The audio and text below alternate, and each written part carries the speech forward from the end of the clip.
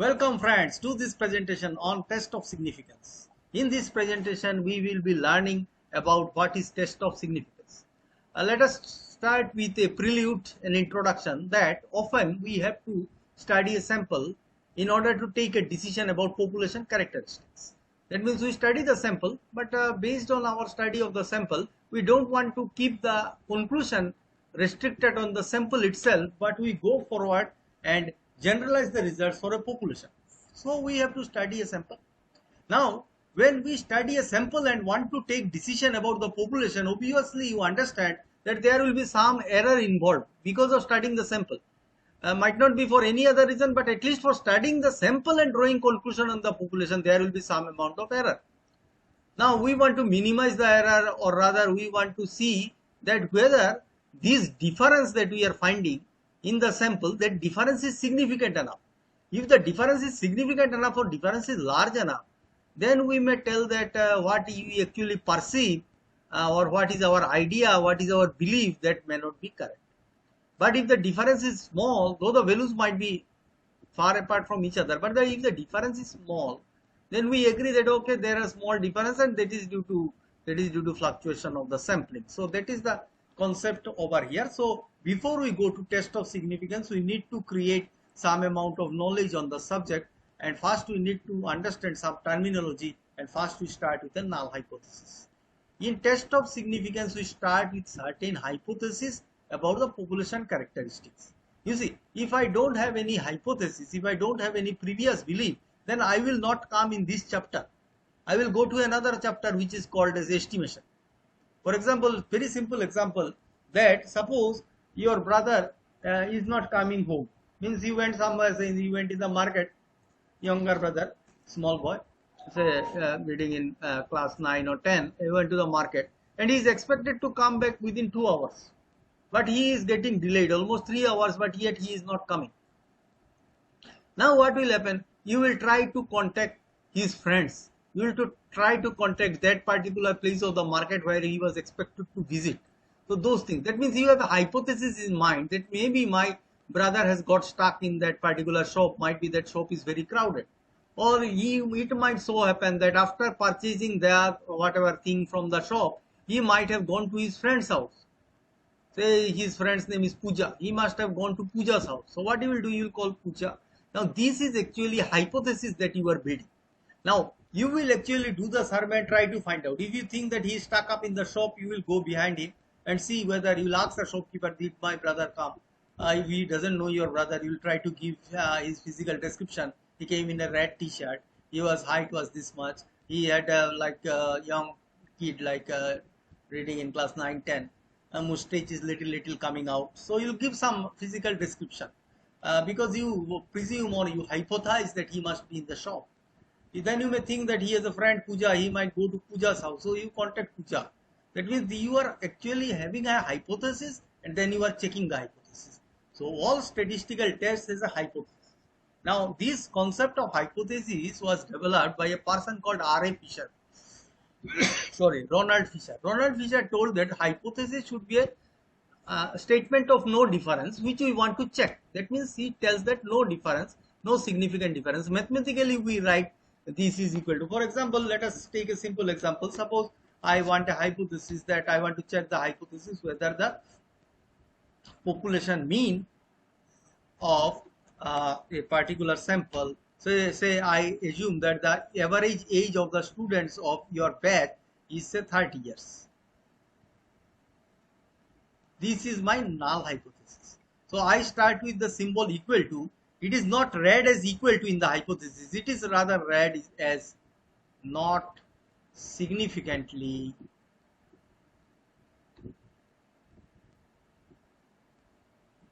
different from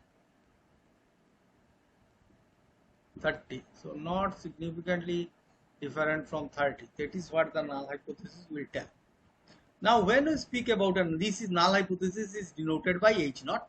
Now when we perform a test of significance, we will put this hypothesis to test. That means at the end we will accept the null hypothesis or we will reject the null hypothesis. Both the options are open. and that is a binary decision, either yes, accept, or no, reject. Now, along with the null hypothesis comes forward another thing which is called as alternative hypothesis, and alternative hypothesis opposes what the null hypothesis tells. That means if the null hypothesis tells that the population mean is 5, the alternative hypothesis may tell that no, the population mean is not equal to 5, or it may tell that the population mean is greater than 5, or it may tell that the population mean is less than 5. These type of statements will come forward. Now, this is called a two-sided alternative hypothesis, because it may be much less than 5, it may be much more than 5 also. But sometimes we have a specific one-sided hypothesis. For example, suppose some of you might be working in banks. Now, when you visit a bank or in your bank, there might be a lot of counters and there might be huge crowd over some of the counters. Now, you made some counters, you find that there people are sitting idle, not many customers are there, and some counters there is a lot of people standing, creating long queues. That means some people are overburdened with work and some people are enjoying, means they are not getting any work to do, sitting idle. So you try to distribute the work such that everyone has some workload. So you are successfully, as per your understanding, you are successful. You have done it, some work you have given to everyone, so that the crowd gets scattered and there is shorter queues. Now, once you have done that, then you take a decision that okay, now let us have this one. Let me make a claim that in my bank no one has to wait more than 5 minutes. That means within 5 minutes their work is done. I make a claim, I make an announcement. I am the bank manager, say I make such an announcement. Here what happens, you see, if it is less than 5 minutes, no one is concerned. But if it is more than 5 minutes, then people will be concerned. That you claim that it takes less than 5 minutes, but it is now taking more than 5 minutes. What's the hell is going on? That means this is not very specific, because here not equal to 5 fine, but not equal to 5 involves this as well as this. So this is not done. I am more interested in this. So sometimes because of such type of requirements, our alternative hypothesis may not be a two-tailed hypothesis. This is called as two-tailed or two-sided hypothesis. It may be one-sided hypothesis. I may be interested in something greater than, not less than. Or sometimes we may be interested in something less than, not greater than. So these are the alternative hypothesis options that you have. Depending on the purpose of your study, you will get alternative hypothesis. Now, next comes the test of significance. Next comes the test statistic. A test statistic is nothing but a formula which involves sample observations in the form of a formula in such a way that if we are actually having this test statistic at hand, then we applying this test statistic using the value of the sample observations, we can solve the problem. We can actually reach to a conclusion. So this is what the test statistic can help us to. The test statistic is used to compare the results obtained by the sample with the expected results. So test statistic is nothing but a formula which is based on sample observation. Now, based on the formula of the test statistic, based on sample observation, we will compute a value of the test statistic, and then we will decide whether to accept the null hypothesis or to reject the null hypothesis. That is the purpose of the test statistic.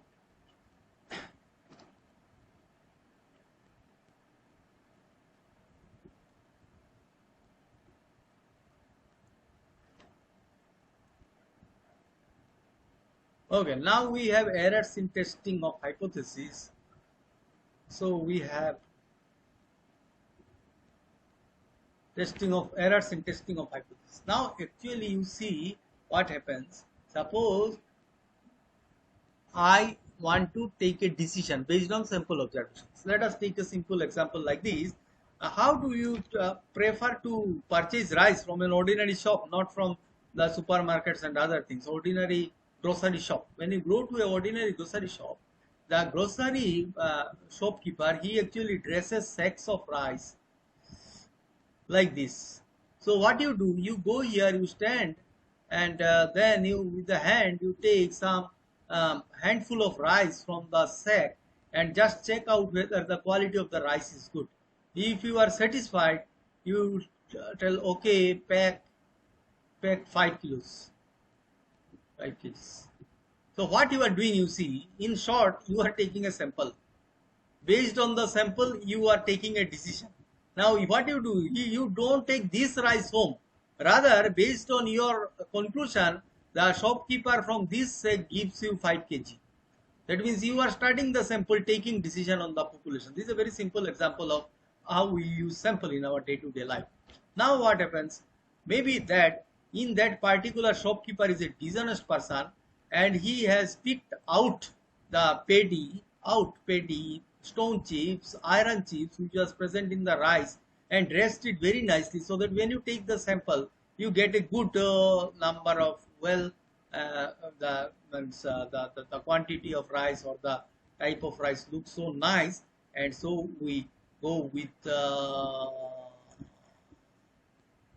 this one. No, you go with this one. That means you accept H naught when H naught is actually false. What is H naught? Null hypothesis. What is the null hypothesis here? That the rice is of good quality.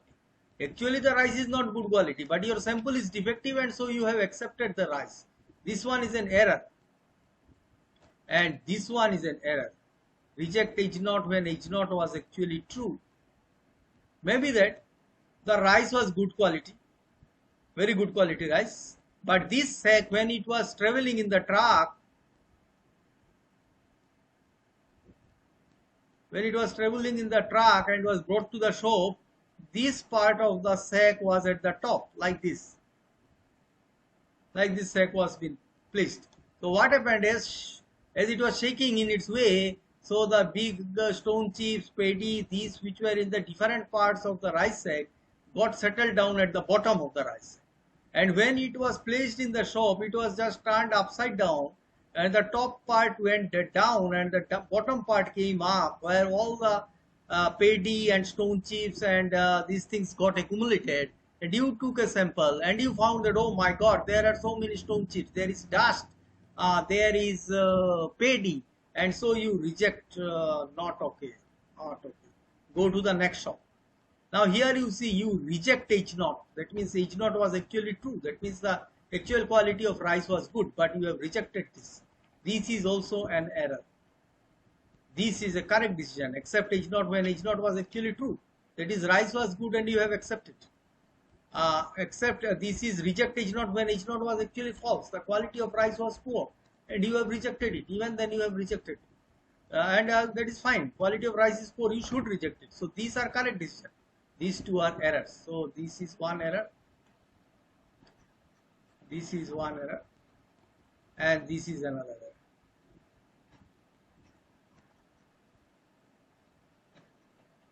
This is another error. So this is also an error. This is also an error.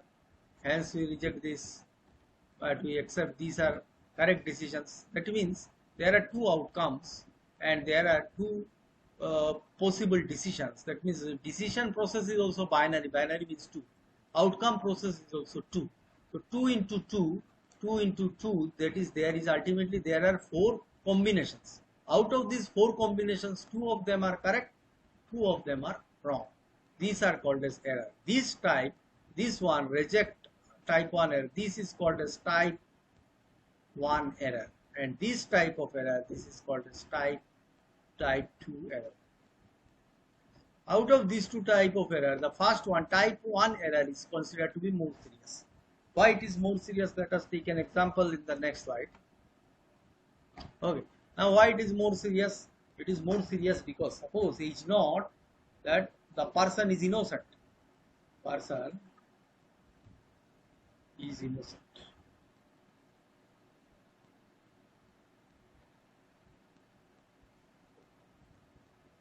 Now let me take the example that one day I came in my study table. Now in my study table there are 2 drawers. In the drawers there are a lot of things, like there is scissors, a pair of scissors, then sellotape, then candle, then say stapler pins, all different gem clips, all different garter, all different types of things are there which are required generally for such work. Now my daughter has an habit of searching all these things and taking whatever she requires, anything she requires.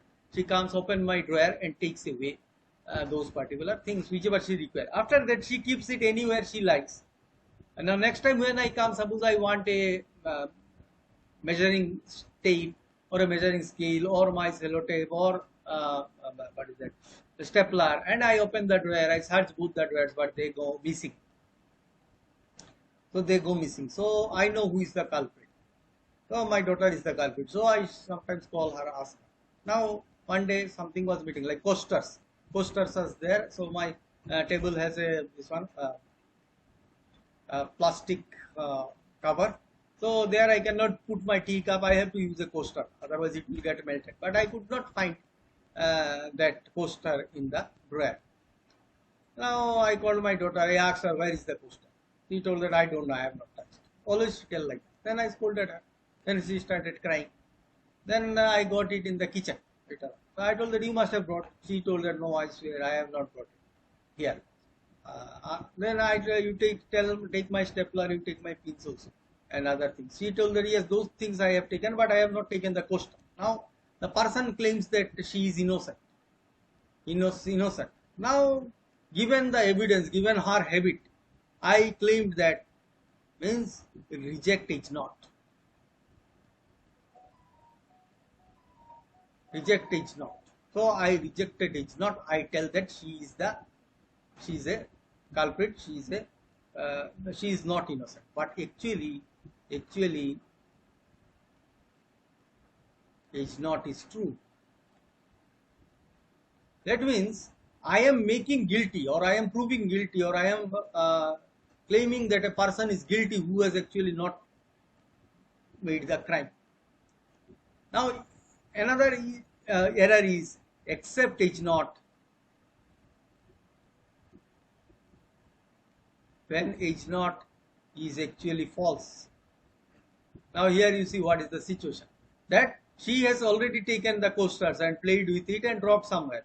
I started scolding her, she started crying. I told her, okay. I am convinced that you are innocent. So that is a wrong decision. I accept her innocence, but actually she has committed the crime. Actually it's not is false, but I have accepted it wrong. So this is the wrong decision. But then this is more serious, because here you are making a person guilty who has actually nothing to do with the crime. Here you are leaving a person who has committed the crime. So out of these two situations, this one seems to be more serious. And the probability of these, it is nothing but probability of type 1 error. And this is denoted by equal to alpha, because probability is a number lying between 0 to 1. So this is type 1 error. And this is probability of except H naught when H naught is false. This is probability of type 2 error. And this is equal to beta. Now out of these two, since this one is more serious, so we want to control this and we want to minimize this. We want to control this. Means this is like this, somewhat like this. Let me explain. Other correct decisions are there. For example, she is innocent. I also tell that yes, you are innocent. That means except H naught when H naught is true. That means she is innocent. Then I talked to her. I understood that she is innocent, or I agreed that she is innocent. So this is a correct decision. I am not interested in this. Correct decisions, okay, fine. We are satisfied. Another is that reject H naught when H naught is false. When H naught is false. This is also a correct decision. That means she has committed the crime. She has lost the coasters, and actually also I also told that नहीं तुमने ही लिया है, तुमने पक्का और भी लिया है actually. So this is also correct decision. I am not so concerned with correct decisions. I want to control the wrong decisions. So here this example alpha and beta is like this. Suppose you are going to a party and you have two small kids accompanying you to that party. Now this is the smaller one. Let us call this one alpha and this one is the elder one beta. Now alpha is a very, very naughty child, and when beta is with alpha, then the beta also start do naughtiness. So alpha is a more serious naughty child. Beta's naughtiness is within control. So what I will do? I will keep this one. I will catch his hands. मेरा हाथ पकड़ो, इधर उधर मत देखो, मेरा हाथ पकड़ो. So when I control it, this beta also remains in control. But if I know that he is more serious and I catch beta, then I can control beta. But alpha will do all types of monkey prank in the party. So more serious offense, more serious error should be in control. So that is alpha. So what we do in statistics, we define alpha as a 5% level of significance. We will not define, we take this as 5% level of significance. That is 5% means 5 out of 100. That is equal to 0.05. So 5% level of significance. We make it by convention almost fixed. That alpha level should not be more than that. That means we admit that the studies that we are performing, it may have 5% error. That means there is 5% chance that you may reject a correct and null hypothesis. That means she is innocent, but I tell her guilty. Such type of error may occur out of 100 times if I repeat this experiment. 100 such stories with my daughter, between my daughter and me, only 5 times I will be in error. Other times I will be taking a correct decision about whether she has taken away my poster or stapler or scale, whatever. This is the meaning of this. So let us have a formal definition of this. Next we have the level of significance. In level of significance may be defined as the amount of error that we are going to accept in the study of corresponding test of significance. This word significance is very important here. It means that the difference that we see in the sample is not big enough to be carried forward to the population as well. The difference that we see is only restricted because of the fluctuations of the sampling or because of the sampling error, and will not be carried forward in the population. That means, so in that case, if such a thing happens that the difference that we see is only restricted to the sample and is not seen in the population, then we call that the difference is insignificant. So obviously we need to determine a level of significance, which is the amount of confidence that researcher wants to have in his or her conclusion that is done following the test. So this is generally defined by alpha, and it is nothing but the probability of type 1 error. That means earlier we have seen the type 1 and type 2 error, and we have understood that type 1 error is a more serious type of error. So that probability of type 1 error is equal to alpha. We generally in most cases or by convention you may tell, we set that level of significance as 0.05, that means 5% level of significance, which gives us 95% confidence in the results to which we obtain. Roughly it means that if we perform a test 100 times, out of these 100 times, 95 times we are taking the correct decision. Which 95 times, that we don't know, because that is also will follow a random order. And so this is what I mean to say by level of significance. Degrees of freedom is a concept which is associated with small sample tests. A sample is considered to be a large sample if it is of size more than 30. Any test of significance which is based on sample of size less than 30 is considered to be a small sample test.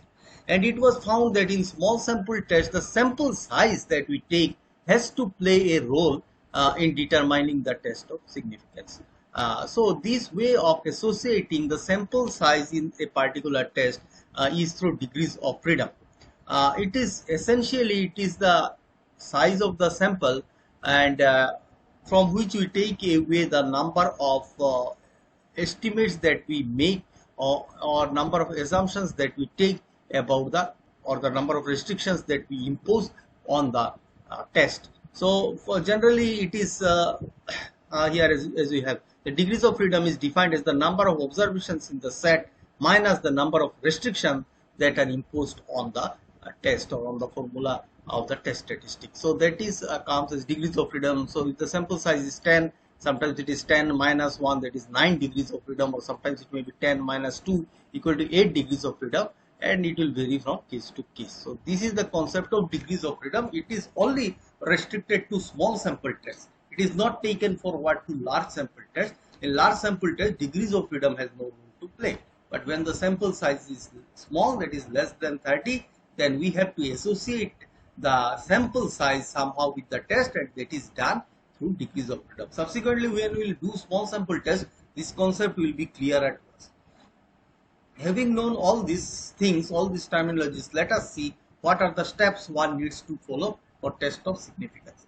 First of these is to set up a null hypothesis, which is given by H.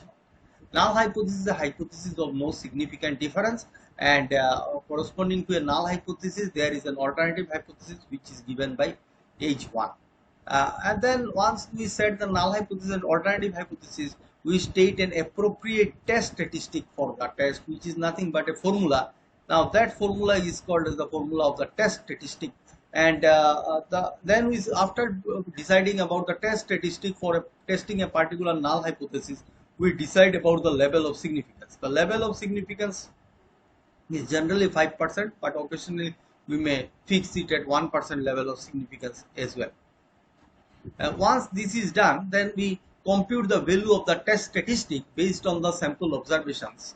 And once our test statistic is calculated, now we compare the value of the test statistic with the value of the with a threshold value, which is called as the table value. Now, if the calculated value of the test statistic is more than the threshold value, we generally reject the null hypothesis. But if the calculated value is less than the table value, then we accept the null hypothesis and we draw our conclusion in favor of the null hypothesis. So once this comparison is done, accordingly we draw the conclusion by avoiding the technical terms. So this is all about the different steps of test of significance and the terminologies that are associated with test of significance. In the next class, we will be seeing how we actually perform the different tests of significance. Thank you for watching this video.